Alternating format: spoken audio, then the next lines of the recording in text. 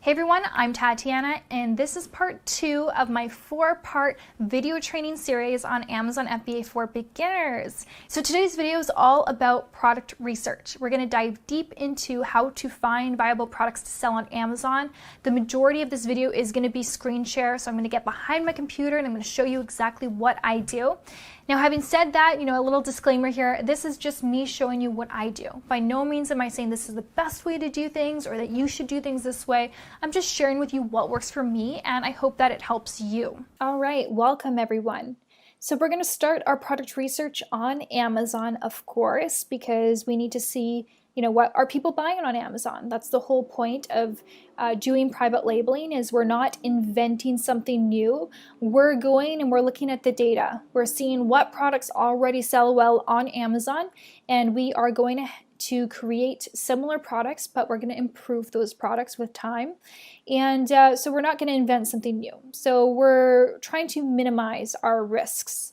And so the first thing you have to decide is which marketplace you wish to sell on.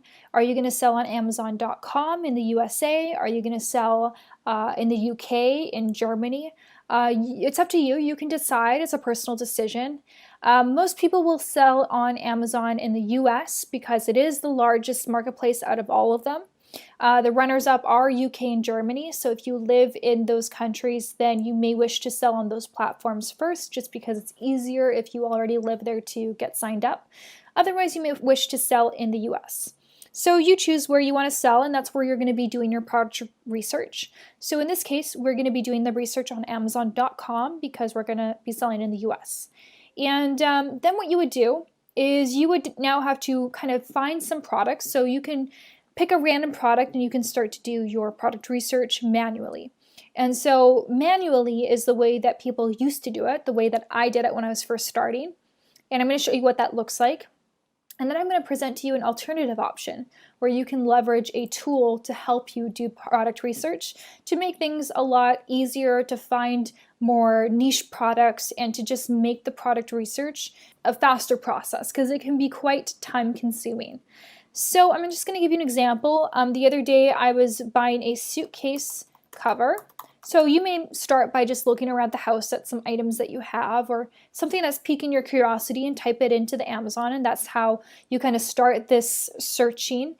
And I might choose a product here. Let's just say this item here. And my goal with this is I'm going to look for the BSR. The BSR stands for Best Sellers Rank.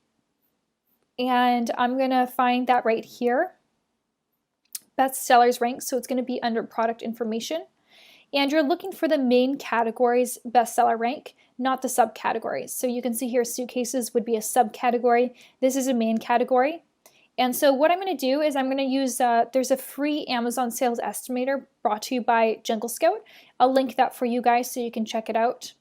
And all you would do is you would input the BSR, identify the marketplace you're selling, and then also identify the category. So in this case, it would be clothing, shoes, and jewelry. And what that's going to do is it's going to help you get an idea of how many monthly sales that product does. And you're going to be able to see whether it's a high number or a low number. In this case, not very much. So it seems like this product does not sell all that well, and may not be something that would be very attractive to me. I'm looking for a product that sells quite well. So this would kind of be the manual process. And so you would go one product at a time and you would look at the BSR range and you would try and identify which products are selling well. And then it would be quite a time-consuming process. So people don't really do that these days. People use tools, and you may have heard of Jungle Scout or Helium 10. These are two of the most popular tools, and I recommend both of them. Both of them are great. They're wonderful. It's really a personal preference which one you want to use. Jungle Scout I find to be a bit more user-friendly, and Helium 10, the way that people compare it sometimes is that Helium 10 is like people who like to use Androids, and people who like to use Apple products, iPhones, would be Jungle Scout. So Jungle Scout is kind of more like the iPhone user. Helium 10 is more like the Android user. And so in this example, I'm going to share with you Jungle Scout because I like to use that one. And so this is what your Jungle Scout dashboard would look like. And the way we start our product research is through the product database. So they really make things a lot easier for us, because what we can do is, instead of looking through each product category one by one, we can filter things so that we don't have to go through hundreds of thousands of pages on Amazon. And so it saves us a lot of time. So we're going to first select which categories we want to sell in. Now, I would encourage you to start thinking about what are your passions, what are your hobbies, what interests you, because chances are that you could find a product within that niche. So if you love fitness, then great, look for products in the fitness category. If you're passionate about something, you're just going to be more excited to work on it, right? So if you have a passion for working out, then if you're selling a resistance band on Amazon, you're probably going to be more excited to create marketing materials for it, and it's just going to be more fun for you to work on the business. So you don't have to be passionate about the product you do move forward with. It's not a necessity. But if you have that option between choosing a product you're not so passionate about versus choosing something you sincerely have an interest in, then by all means go for the product that you have an interest in. So if you already know some categories out of all of these that would excite you, then I would say go for those categories. You're going to find a viable product within that category, because each one of these categories has hundreds of thousands of products to choose from. You're bound to find something.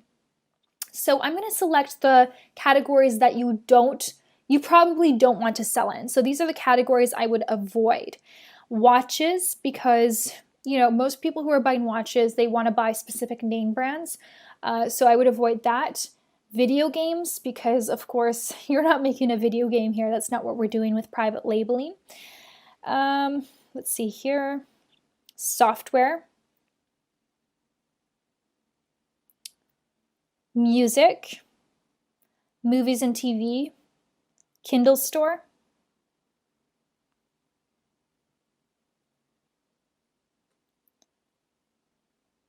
Computers and accessories I would probably remove. No, you could keep that in there. Obviously you're not going to be selling a computer, but maybe an accessory for a computer. Camera and photo, CDs and vinyl, books, and appliances. So pretty much all of these categories are viable product categories. You can find great products within each of these categories. So we could do a search for all of these categories, but there are going to be so many results to choose from. So I would encourage you, out of these categories, which of these would interest you most, and start there. And so for myself personally, today I'm going to do arts, crafts, and sewing. I'm going to go there. Okay, so next, so again, remember you have to choose your country. So we're going to do the US. Sorry, I didn't mention that earlier. Now the product here, is it going to be standard or oversized? Now, I want to mention that when you're first starting to sell on Amazon, you're going to have way more restrictions than someone who has experience selling on Amazon. And that's simply because, with your first product, you've got the training wheels on. You're really learning how to do this process, and you want to make things as easy as possible for yourself. So you're going to try and avoid certain things and be more cautious than someone who has more experience, who, they don't have the training wheels on. They can take more risks. They know what they're doing. And so we're going to go with, the product criteria is going to be more strict for you when you're first getting started. But as you gain experience, it's not going to be as strict. And you're going to be able to look in product categories that other people who are beginning may not be able to look into. You're going to be able to pick products that maybe beginners wouldn't want to pick. And so the criteria changes as you progress in your business. So we're going to go with standard sizing, and the reason why is because if you have an oversized product, that means that you're going to spend more money at the Amazon warehouse for storage fees. So we're going to go ahead with standard. Now the seller type, is either going to be FBA or Amazon. FBM stands for fulfilled by merchant, and that's if someone is like packaging and fulfilling the products themselves. But what we teach with the private label method, what I do, is fulfilled by Amazon. So that means that You private label the product and you ship it to the Amazon warehouse, and then Amazon picks, packs, and ships the product for you. They manage returns, they manage customer support, they do all of that for you. So you actually never necessarily have to see the products. Like, you don't have them stored at your house. Amazon's taking care of them. So the seller type can be Amazon or FBA. If it's Amazon, it simply means that Amazon themselves are selling that product. So we can select these two. Now, you have a bunch of different filter options, and you can choose what you want to do here, but I'm going to give you something to work with, some ideas. The minimum and maximum price. So as I alluded to in the first video of this training series, you don't want to be selling a product that's under $15. If the sales price is below $15, it can be very tough to make a profit because you've got to account for the Amazon fees, the referral fees, shipping, your landed costs, all of that. And a product selling under $15, you can make a profit. It's just not going to be very significant. And so we prefer if you find products that are selling between $15 to $70. So I'm going to put that in here. And the reason why there's a max price of about $70 is simply because when you start to sell a product that's higher than $70, it becomes a bigger decision for someone, right? They go to Amazon oftentimes to find cheaper products, to find the best deal.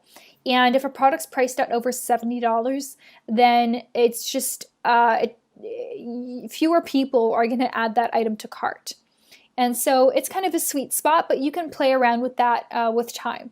Okay, so reviews. How many reviews should you put into these filters? Well, our goal with selling on Amazon is we want to look for products that are high demand and low competition.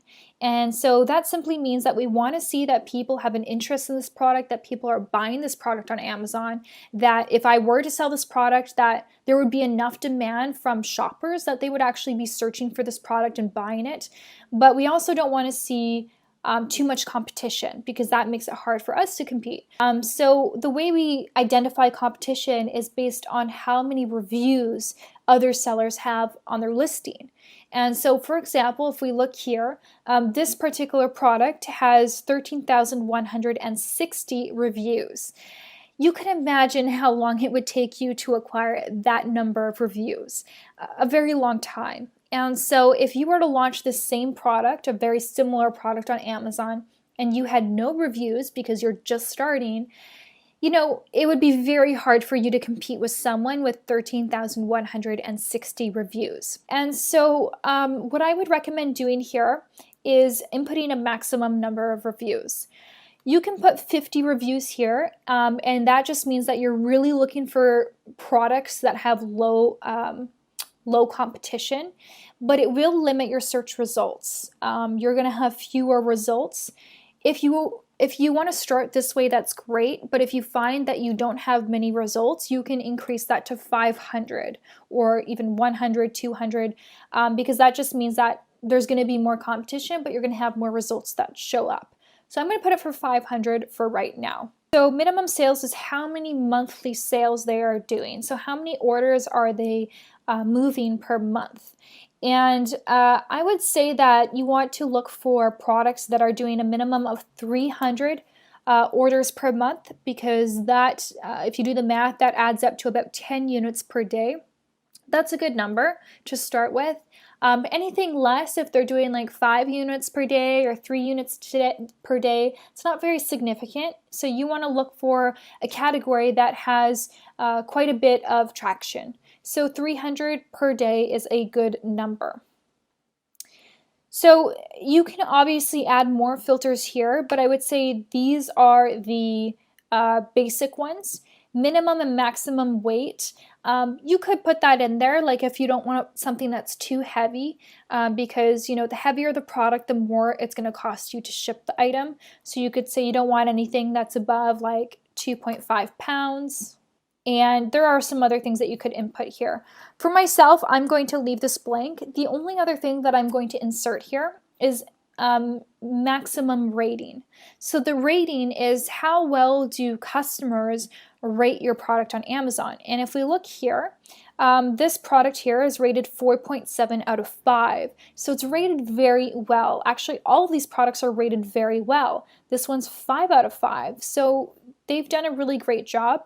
And what we want to do is we don't want to go into a category where everyone's like doing so well.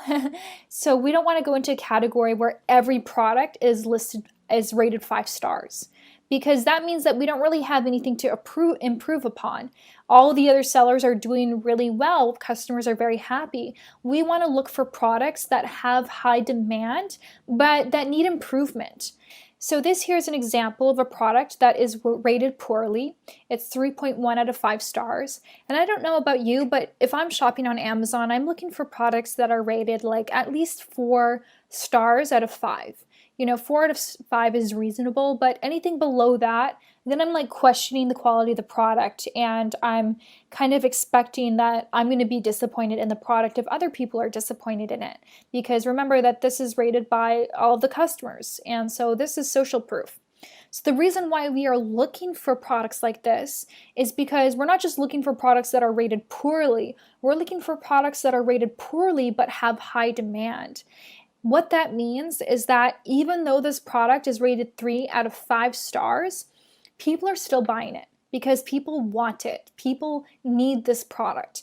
And unfortunately, the sellers on Amazon are not doing a good job at providing the highest quality product, but they're still getting sales. And so what that tells us is that as Amazon sellers, we can now go in, we can go and find a manufacturer and source a premium version of this product. And we can get 5-star reviews because we're sourcing a better version. And that way people who are looking to purchase this product, will naturally gravitate towards us rather than these sellers here who have 3.1 out of 5 stars. So that's what we're doing here when we input 3.7. So the reason we put 3.7 because on Amazon it looks like 3.5 stars. So that's what I would input. I wouldn't put a minimum rating because even if a product has 1 star but it has a lot of demand, that's great. Fine, no problem. You don't have to put this, but it's just going to help you find better product opportunities because you're not just looking at products that have demand, but you're looking at products where there's room for improvement. So other than that, the rest of the stuff isn't as important. You don't necessarily have to include keywords or exclude. Excluding top brands simply means that if there are big brand names, then you wouldn't want them to show up in the results. And there's a reason for that. The reason is because people like, know, and trust the big brand names. Big brand names spend hundreds of thousands, if not millions of dollars on their marketing. And so if you're competing up against with one of those big brand names, you're just not going to win. So for example, Huggies is a really big brand name for babies. And if you're selling a product very much like theirs, it's hard to compete with them. So you may want to exclude top brand names, but I wouldn't for right now. We're just trying to keep things a bit more broad. So you can go ahead and search that and using the Jungle Scout database. And so now we are seeing 80 results. So from all of this selection here, because I've used the filters, we are now seeing 80 results. So that's good. So that means I don't have to sift through hundreds of Amazon pages to look for products that meet this criteria. I can just have Jungle Scout do the work for us. Now what I'm going to do is I'm going to go through these, and if there's anything that's piquing my attention, I'm going to put it in the spreadsheet so that I can later do further analysis on that product. This looks like some type of paint. I mean, they're doing pretty good with $39,000 a month. So yeah, I am quite interested in this. And then if you don't want to create a spreadsheet, like a separate spreadsheet, you can actually use Jungle Scout. Jungle Scout has this feature for you. Let me see where we can do that. Where you can just say here, add product to your product tracker. So let's create a new group. We'll call it, we're going to call it the arts group. So this would be like instead of using a spreadsheet, which actually I would recommend. It's just easier to keep it all in one place. Okay, so here we have some sort of portable sewing machine. That looks kind of interesting. I wonder how heavy it is though, but it is selling at a good price, $59.99. I like to see products that are selling at a higher price because that often means that there's going to be more of a profit margin for me. You can see here that they're kind of estimating the profit. So here they're saying that your profit would be around $42, which sounds pretty great. So yeah, I definitely am more interested in this product. I would like to investigate it further. So I'm just going to add it to my product tracker in the arts category. We can see here another sewing machine. Okay. So this seems to be like another kind of sewing machine, except it's a different version. It's a handheld sewing machine. And they're doing pretty well as well. You know, $14,000 a month in revenue, only 187 reviews. They're making about a $14 profit margin. Not so bad. I'm going to add that to my list as well. So a lot of different kind of sewing machines. So this is kind of piquing my curiosity about sewing machines. This is some sort of ring. Okay, interesting. I wouldn't sell a ring because there's going to be different sizes and you're not going to sell every size possible. So you would have to kind of pick one size and it can just get complex. You want to avoid picking products with variations. A variation means that like there's different colors, different sizes, different patterns. And it just means that it's going to cost you more in inventory and it's going to be more complex for you as a brand new seller. So it's better to just pick a simple product, something that's like there's only one. You're not selling multiple items. So this I would not be interested in selling. Okay, what's this? So this is some sort of vinyl. Wow, they're doing really well. Let's add this. So I'm not really going into too much research here. I'm just like picking products that I'm interested in discovering more, and we're going to go through those in detail a little bit more after. So I'm just going to go ahead and go through all of these results and then continue to pick my products. If I don't find enough products that I'm interested in or viable products, then what I would do is I would select other categories. So for example, let's say I'm also interested in baby. Well, right now I have 80 results. So with the same exact filters, but adding another category, now how many products I have are 165 to choose from. So you could then, select from more categories if you're struggling to find products, or you could, change your filters a bit more. All right, so we are here in the product tracker, and this is where we track the products that we want to further investigate. So I'm going to start with this one here. This is quite interesting, the handheld sewing machine. So I'm going to open it on Amazon. As we can see here, this is the listing. So what I want to do is I want to find the main keyword for this product. The main keyword is just what customers are searching for on the Amazon search engine. So, you are a customer, what would you search for if you were looking for this product? Chances are you're not going to be searching for cordless, portable, electric sewing machine. You're just going to be searching for handheld sewing machine. So that would be the main keyword. So I'm going to paste this here, without the brand name, that's their brand name. And I'm going to select all departments instead of just selecting one department. And this is going to help me further investigate the product as a category rather than the individual product. So for this, I'm going to click on the Jungle Scout Chrome extension. And it's going to pull up a lot of data. It's going to do a lot of math for me. So if you're anything like myself, I'm a bit mathematically challenged, this is super helpful. And so what I'm going to do here is I'm just going to start looking at the numbers to get a better idea of what this category offers. So monthly sales, we want to see that the numbers above 300. These are the average monthly sales. Remember that we want to see that on average people are selling more than 10 units per day. And so it's good. We're seeing a good amount here. The opportunity score, it's good information to have, but I wouldn't depend on it. I find that sometimes it can be misleading. What we really want to look at here are like the top 10 listings, and we want to see the information about it. Now, we want to be careful because even though we typed in handheld sewing machine, you can see here that some of the search results are not handheld sewing machine. These are full-size sewing machines. So we want to remove these from the search results because they are skewing the results. So we are only looking for products that are similar to the product that we chose in the product tracker. So in this case, I would remove this because it's not fitting the results. This is like a different kind of sewing machine, but it's not what I'm looking for. Same with this. So as you can see, as I remove this, it changes the numbers here. This looks about right. Yep, those look accurate. Yep. All of this looks about the same. Great, so we're getting a better idea now once we remove the products that are not meeting the description.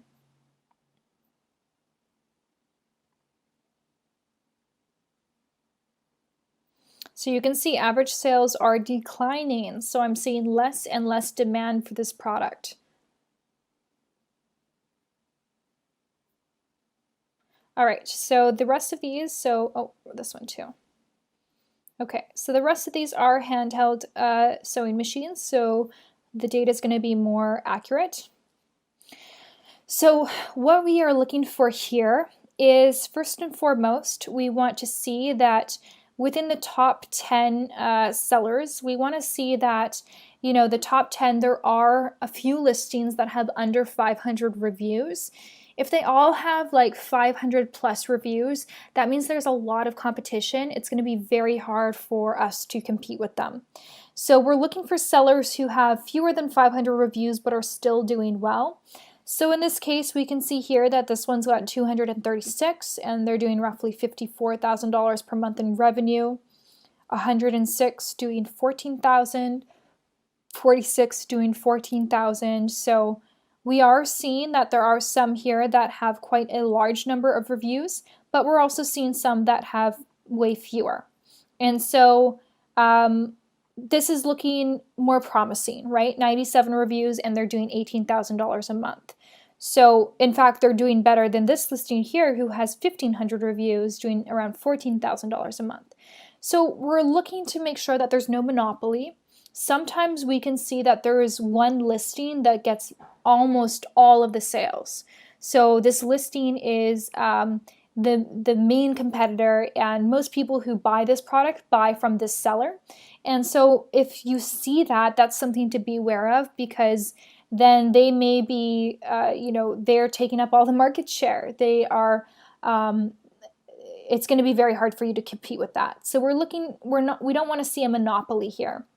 And in this case, it's looking like the sales are evenly distributed among sellers, even those with few reviews. So that's good. Another thing we are looking for is the rating. So again, we kind of want to look for a category where not every seller is rated 5 stars or 4.7 stars or 4.5. We want to see a category where there's room for improvement. And so we are seeing that here. There are some that are rated high, some that are rated low. So there's definitely room for improvement. We're also looking to see if there's any big brand names. Again, we want to avoid any really large brand names that may be making it much harder for us to compete.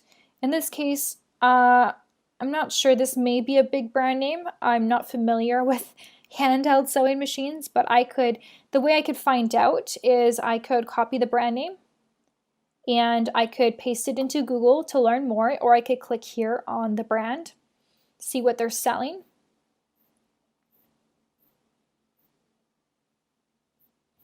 And in this case, I'm going to actually paste it into Google. It doesn't seem like they are a big brand name. If they were, they would have definitely showed up in the top results here. So in this case, it's not a big brand name that I need to be worrying about. So in terms of profit margin, you are looking to have a gross 30% profit margin and above. And you could get by with a 25% profit margin, but it's really going to help you to have at least 30% because you have to account for marketing expenses, promotions. There are going to be costs that are, especially when you're first building your brand and starting to sell your product for the first time, there are more expenses. So you want to try and aim for a 30% plus profit margin. Jungle Scout has this profit calculator here. So based on the category, the size of the product, it tells you what the FBA fulfillment fee is. For this product, they're paying $7.78 per product sold. So yeah, the FBA fee, it's quite high. It's usually up to 15%, which, that's just the cost of doing business on Amazon, and it's definitely worth it for what they do for us. Sorry, that's the fulfillment fee, and the referral fee is $3.90. Now, in order to get a more accurate profit margin, here we're showing a $14 profit margin, but we need to know what the product cost is. And you're not really going to know what the exact cost of the product is until you actually reach out to suppliers. So if you are now narrowing down your list, so by now you should have like at least 20 products, 15 to 20 products on your product list. And then you got to narrow that product list down. And eventually you narrow that product list down to your top 3 products that you would choose to sell on Amazon. And how you determine which product to go with is you have to contact suppliers to find out what the true profit margin is. And so the way that you do that is you can use a website such as Alibaba.com, and you can type in the main keyword in that website. And we are going to be looking for products that are very similar, that look very similar to the product that we wish to sell. So aesthetically, we're looking for a product that looks like that handheld sewing machine. So this could maybe pass, maybe this one. We're trying to get as close as possible to this, which, let me click on it.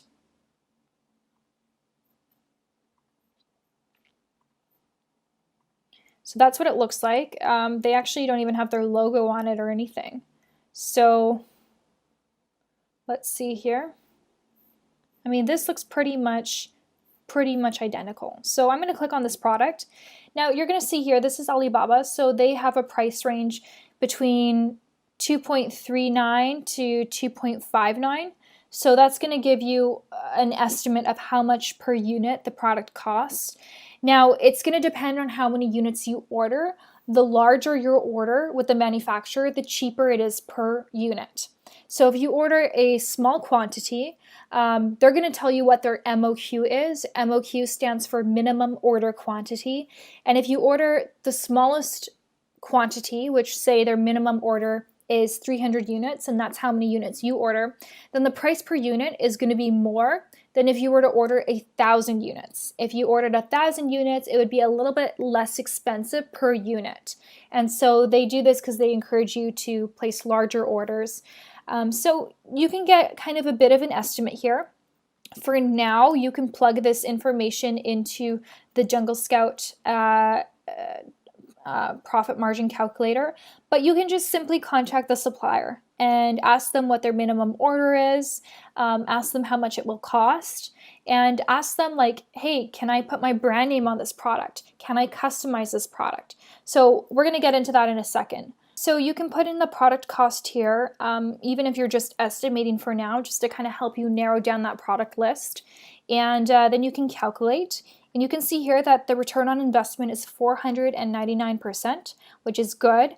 You want to aim for at least a 100% ROI, which means that for every dollar you put in, you're getting $2 back. And your profit margin, we can calculate it with the calculator here. We can do profit of $11.92 divided by the product cost, product price. So about a 45% profit margin here, and there are going to be other expenses, right? So this is kind of an estimated gross profit margin. So, you can calculate that there's probably going to be another 5-10% that comes out of that for landed costs, for marketing, any additional expenses. So this may work. This may be a product that has enough profit, has enough demand. You would still need to do a bit more investigation, of course. This was just very, very basic. I'm just giving you a simple example here as the first product I picked. So by no means am I saying go and source this product. You definitely need to investigate further. But this gives you an idea of what we're trying to do here. So to help me make my decision, a few other things I'm going to consider aside from the profit margin and making sure that the numbers add up is number one is how can I improve this product? So again, this comes back to kind of looking at the reviews. So what I would do here is I would click on the reviews. I would go and look at all the 4-star and below reviews. I would open up a spreadsheet and take notes to see what are the most common complaints that people have about this product. So if I look here at the 1-star reviews, let's read a few of them together. Unit literally died the very second I used it. Okay, so that's not good.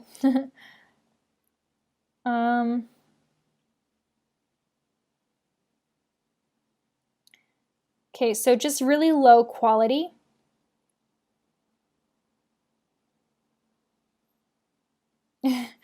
Okay, so people are very unhappy with this product. It's rated 2.7 out of 5 stars, so it's rated really poorly. So we could definitely make some improvements. Now, the way that we do this, so once I have read the feedback from existing customers, what I'm going to do is I'm going to take some notes and I'm going to contact suppliers on Alibaba. And I'm going to let them know, hey, like this is the feedback from customers. I want to make these improvements to the product. Can you do that? And you don't want to make too many improvements. You want to identify what are the most important things that I could do to really improve the quality of this product. For this product, like obviously quality is an issue, so naturally you're going to be looking for a supplier that is higher quality, so it may cost you more per unit to find that supplier. You contact the supplier and you ask them, can you make these modifications? And if so, how much is it going to cost me to do that? Because remember that they're not just going to do it for free, they're going to charge you for it. So usually it's not going to cost much. It's going to be maybe a few pennies, maybe a couple dollars. It really depends on what the modifications are. But your goal is to do maybe 1 or 2 things that can make a significant impact and create for it an overall better customer experience. So that when people buy this product, they are willing and happy to leave you a 5-star review because you delivered. You promised a product and you delivered on that promise. And so that's what our goal is. So if you find that a product, there's not much that you can do to improve it, or you lack ideas, maybe the suppliers are unable to improve it, or it would cost you too much to make those modifications, then that's something that I would consider. Maybe that's not a good fit for you. Maybe there's another product that you could pick that may be a better option. So to reiterate the 5 most important elements of helping you find a product, number 1 is looking for a product that has high demand, low competition. So we are looking for products that people want to buy on Amazon, but we don't want to look for products that have too much competition, meaning too many reviews, which just makes it so much hard for us to compete with them. We're looking for products that have, about a 30% profit margin or higher. You can get away with 25%, but I would definitely aim for 30%. We are looking for products between $15 to $70 in price range. We are looking for products that can be improved, products that there's room for improvement so that when we sell the same item on Amazon, we can differentiate ourselves and we can give the customer the best experience possible, which means for us better reviews and really being able to build a good brand. And finally, we want to be looking for private label potential. Is this a product that I can private label or is it not? And other products, it's very simple to find a manufacturer who already produces this product. You simply slap your brand name on it and you're good to go. Other products, you may have a much harder time finding manufacturers. Some products, they are patented, which you do have to be aware of. So you have to kind of make sure, do some patent research. I hope this video has been really helpful for you guys. If you have questions about product research, Jungle Scout, please feel free to ask me in the comment section below. Otherwise, I will see you in the next video. Bye-bye.